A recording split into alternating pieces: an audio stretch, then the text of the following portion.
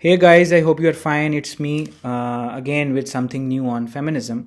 So in the last lecture, we did summary of the liberal feminist thought, and we also did come to know about the various writers who basically made the foundational efforts in order to move forward the liberal feminist thought. And we also at the end did study the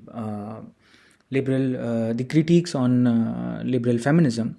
So today I would like to talk about radical feminism. It is a very important theoretical framework on feminism. And so most of the things which we have been seeing on our TVs and laptops and iPads and other a lot of gadgets, and or most of the efforts which we have been seeing in the past decade, they somehow directly or indirectly they were connected to the radical feminist thought. So it is a type of feminism that call for a radical reordering of the society, and they believe that radical feminists believe that such a society should be formed in which male supremacy is ended from all the economic and social contexts.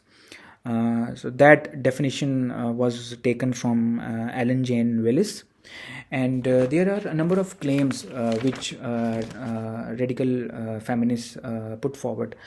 And so they claim that the society in which we are living right now, it is patriarchal, and men, they basically oppress women everywhere, and women are systematically marginalized. A very important point, and we are going to discuss that in future. So women are systematically marginalized means that there are there are such patriarchal principles that have been made, and that have been things, such patriarchal things that have been going on for centuries, which are keeping women marginalized. And another claim of radical feminists is that men use social systems as instruments of violence, and the patriarchy, it can be abolished by challenging existing social norms. As far as liberal feminists are concerned, which we did come to know in the last video, they believed that they were focusing more on doing the stuff not on the streets but in the offices. By that I do mean such legislation should be done. Equal pay act was introduced in the 20th century during Kennedy period, and all such things, such legalized efforts. On the other hand, as far as radical thought is concerned, radical feminists believe that that the patriarchy, it is basically subjugating women everywhere, and to abolish the patriarchy, women have to come forward and challenge them right in the face. So they believe that solidified efforts should be made on the streets, so that patriarchy and such norms that have been keeping women marginalized, or such social systems that have been keeping women marginalized, should be abolished. Um, as far as the movements are concerned, we know that everybody know that the feminists who formed groups such as Red Stockings, a very popular group, and another group is the feminists, and the New York radical feminists, they perceived themselves as revolutionaries rather than reformers. So these three groups, they when they were established in the 20th century, they were of the viewpoint that they were no reformers. They did not want to reform anything. All they wanted was to challenge the patriarchy, to challenge those norms, to challenge those social systems that have been keeping women marginalized. So they themselves were claiming that they were no revolutionaries, they were reformers. And the radical feminists, they introduced the practice of conscious raising groups, commonly known as CR groups, which were basically small groups in which women shared their personal experience as women with other women. So these conscious raising groups, they had a huge impact, back then. Not now, because such groups, we have such online platforms. Maybe there are such platforms right now, such conscious raising platforms, but back then they were of huge importance. And radical feminists basically proclaimed that personal is political. When we studied about liberal feminism, they were of the viewpoint that personal autonomy and political autonomy should be given, but they were differentiating between the two. On the other hand, the radical feminists, they believe that personal is political. And now we should study about the various types of radical feminists, or various types of or various types which exist in this main umbrella, or the upper umbrella of radical feminism. So as far as radical libertarian feminists are concerned, they they believe that they believe that an exclusively feminine gender identity, it is likely to limit women's development as full humans. And therefore women should be encouraged to develop into an androgynous persons, good masculine and good feminine characteristics. So radical libertarian feminists believe that the exclusive feminine identity, or exclusive feminine gender identity, it will limit the growth of women. So women, they should have both the qualities, masculine and good feminine characteristics. They should have both. Fair enough, because as far as the criticism of Elstein on liberal feminist thought is concerned, or the criticism of Alison Jagger on liberal feminism thought is concerned, they both believe that there is some dependency which exists, and it is not new. That dependency has been existing for centuries, and that interdependence of women on that interdependence between men and women, this is basically due to the biology. And men, and they were basically certainly saying that the biology of men is superior to that of women. So therefore the interdependence should exist, and it will keep on existing unless until there would be violence or something like that.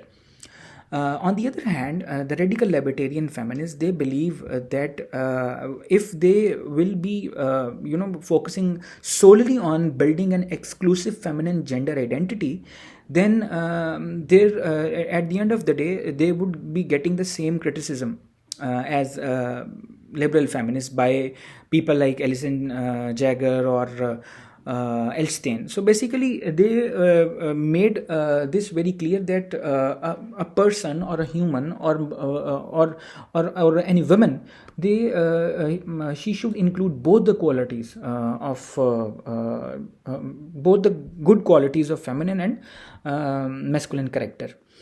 As far as other strand of radical feminism is concerned, it is known as radical cultural feminists. And they basically were disagreeing with the radical libertarian feminists in a sense that they believe that it is better for women to be strictly female and feminine, and there is no need to be androgynous persons. A person who has both good qualities of masculine and feminine characters, that is an androgynous person. And radical cultural feminists also believe that women should try to be like women, and by that they mean interdependence, community, connection, nature, absence of hierarchy, sharing, emotion, body, trust, peace and life. So radical cultural feminists, they were of the viewpoint that there is no need to develop there is no need for women to be developed into an androgynous person, and women should be more like women. And basically the qualities which I have just mentioned earlier, these qualities should be accepted wholeheartedly by women. And they also believe that they should try to be more like women and de-emphasize the values associated with men.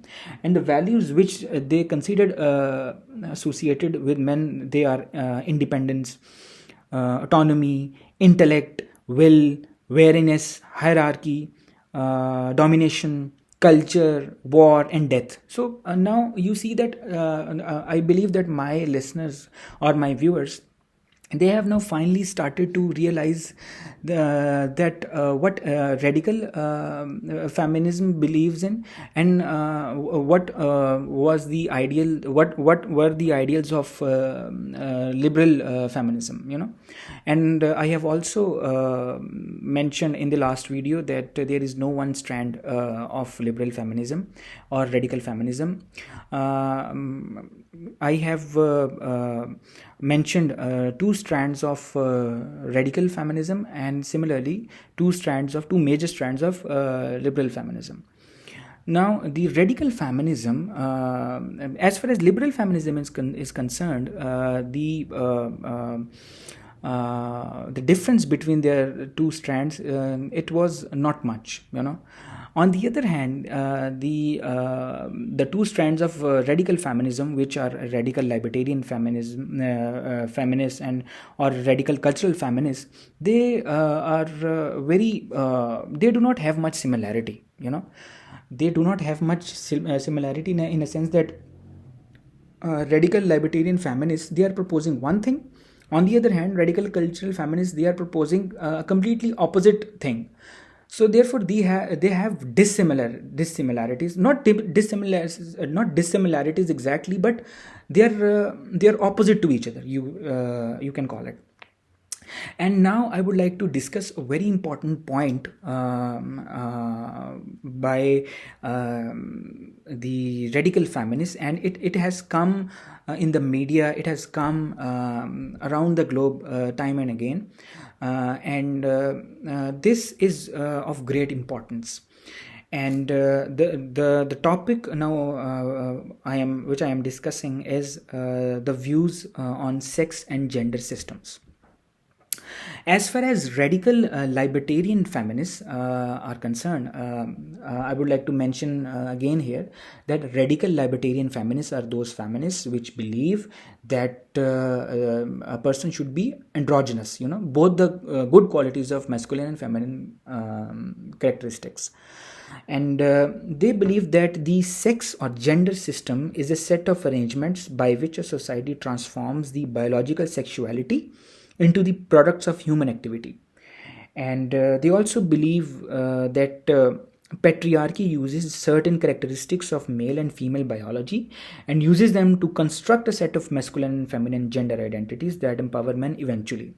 So basically, they are of the viewpoint that, as I mentioned in the very beginning of this lecture, that radical feminists, their whole, the basic foundational principle of the radical feminism is that patriarchy is the enemy of women empowerment. If women have to move forward, if women have to achieve something in the world, if women have to end the interdependence, or if women have to be independent, they at first should face the patriarchy and then end it on war footings, and only then they'll be completely free.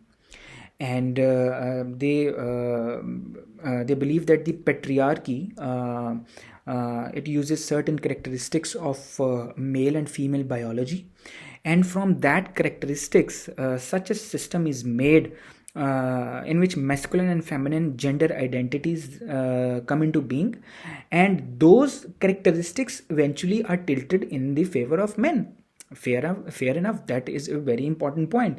So we can also discuss an example here, which is that the first patriarchy, for example, patriarchal system, it considers men to be superior, and a man has to lift a weight of 20 kgs right outside from the jungle and come back home.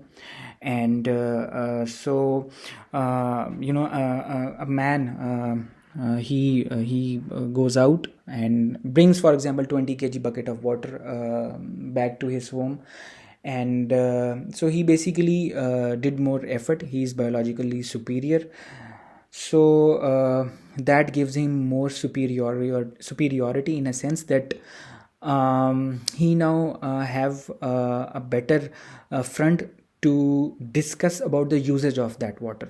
with the women in the household. For example, the bigwig of the or the noble of the house, who is a patriarch, he can say that as the water is brought by a man right from 20 kilometers away in the jungle, so he has more superiority or power, and now that he has done that hardship or hard work, he should be the one to decide how much he needs to drink, so he eventually is having more power over the usage of that water.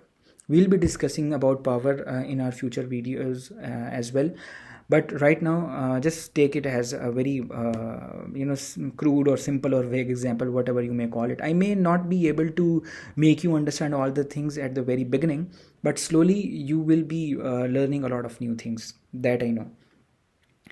And the third point, which the radical libertarian feminists believe, it is that the gender is separable from sex, and patriarchy use strict gender roles to keep women passive. As far as various writers are concerned, I would like to discuss Kate Millet, and she wrote Sexual Politics, a very popular book. And she said that oppression was buried deep in patriarchy's sex gender system, and to eliminate male control, gender roles should be eliminated.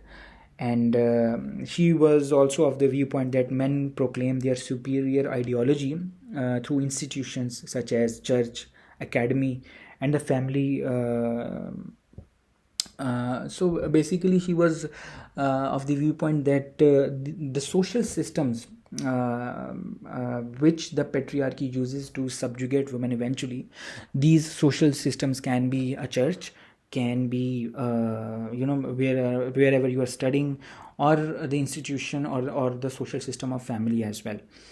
As far as the Dialectic of Sex is concerned, and that was written by Firestone, and in the book it was said that the material basis for sexual and political submission, it was deeply rooted in the reproductive roles of men and women. And so basically she vouched for ending biological families. She believed that women are subjugated by the institution of family, and the reproductive roles, they are not in the favor of women. By that she did mean that the reproductive role performed by men and women, it is different. We know that it is different, but the reproductive role performed by women is eventually putting women at a greater risk of not being independent, and eventually increasing their dependence on men. So in order to end the and by that thesis, Firestone said that in order to end the subjugation or dependence of women on men, biological families, they should be removed, so that eventually women may come so that eventually women should be not much dependent on men. Firestone meant that. As far as radical cultural feminists are concerned, Marilyn French, she said that the early human society was metricentric, and people live in harmony. And she also said that later population grew, and food became scarce, and humans took their matter into their own hands, and they drilled, dug, and mined, etc. So humans eventually became alienated from nature, which aroused hostility, and then to fear, and then to enmity. And as a result, men started to control maximum resources, and it led to patriarchy. So basically, whenever you are talking about, or we are talking about feminism, we use the word patriarchy a lot. So patriarchy and or patriarchal system, it means that the head of the family, who happens to be a male, a biological male, the sex of that person should be male. He is the ultimate boss in the family or any other institution which resides in the society, and he is basically calling all the shots. And radical feminists believe that the patriarchal system is the main enemy of women, and that system has to be ended. On the other hand, another writer which I would like to discuss is Mary Dale, and she said that God has to be dethroned to truly liberate women. Because women who associate with nature on account of their reproductive power play the role of object. And women have to say no to morality of the victimization, which is a very important point, and I second it 100%, because the victim mentality which is residing in women, especially the South Asian women, it is also contributing a lot towards the poor conditions in which they are living in, towards the violence which women are getting from men right around the globe. And so Mary Dale was of the viewpoint that there is no good thing to be a victim. There is no you don't have to be a victim hero. You should throw that mentality away. And because only then the process of androgyny should start. So these were the views of two strands of radical feminists. Now I would like to discuss another important point here, that the radical libertarian and radical cultural feminists, they have different views on sexuality, pornography, lesbianism, reproduction, and mothering. And we'll be discussing that in our next lecture. Till then, take care. Bye.